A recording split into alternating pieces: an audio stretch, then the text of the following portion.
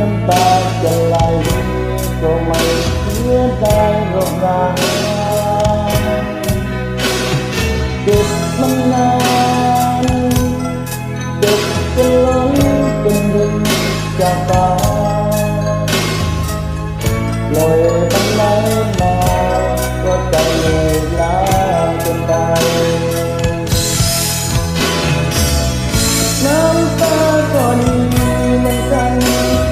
มันมาก่อนล้างใจ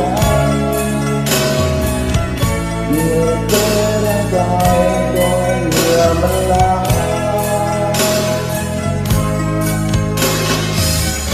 แล้วใจที่เหนื่อยกับความรักก็มากันมาเหนื่อยไหลเป็นทางออกมาจากโลก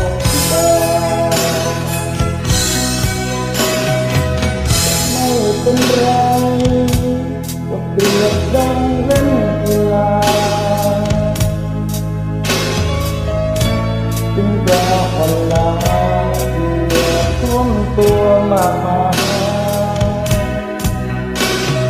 เหนื่อยมันนานไม่รู้ไม่ให้ใจอ่อนแรงลงไปน้ำตาก็ไหลรินหา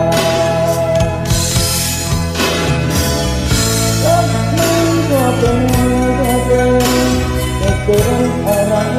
สักอย่างเจ็บจนเกินรายไม่นานก็หาย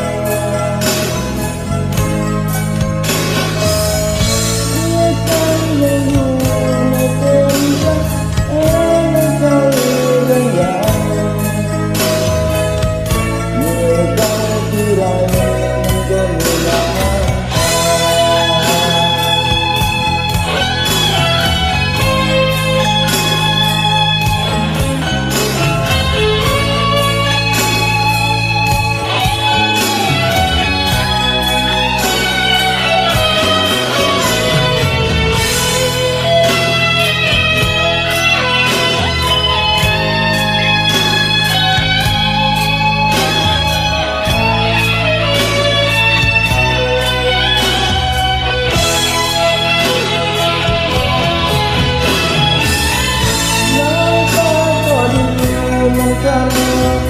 มันมาคอยล้างใจ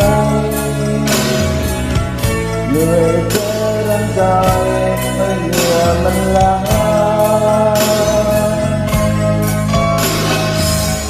แล้วใจที่เหนื่อยกับความรักก็รับมากันมาเหนื่อยไหลเป็นทางออกมาจากกองตา